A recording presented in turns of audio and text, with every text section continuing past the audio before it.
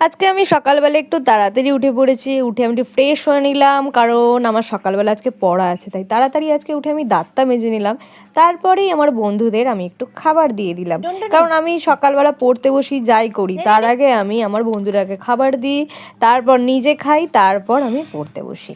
এরপর আমি আমার বন্ধুকে খাবার দিয়ে দিলাম। তো এদের নাম আমি তোমাদের বলে দিই। তো এই পুচকিটার নাম হচ্ছে পুচকি, আর ওর পাশে বড় বড় কুকুরটার নাম হচ্ছে টুনটুনি। তো এদেরকে খাবার দেওয়া হয়ে গেল। তো এবার আমি ভাবছি আমার আরেকটা বন্ধু কোথায় গেল। তো আমি তাকে খোঁজার জন্য বেরিয়ে পড়লাম। তো তাকে খাবার দেবো, তারপর আমি এসে নিজে খাবো। তো তারপর আমি হাঁটতে হাঁটতে হাঁটতে হাঁটতে তাকে খুঁজতে চলে গেলাম।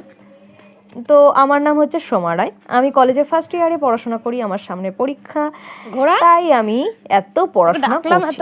এরপর আমি তারপর দেখতে পেলাম আমার নেক্সট বন্ধুকে।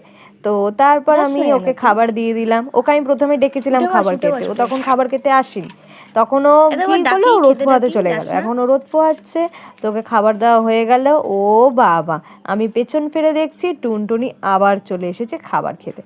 এরপর আমি কি করব, ওকে তো আর ফিরিয়ে দিতে পারি না। আমার হাতে এক্সট্রা বিস্কুট ছিল, ওইটা আমি টুনটুনিকে খেতে দিয়ে দিলাম।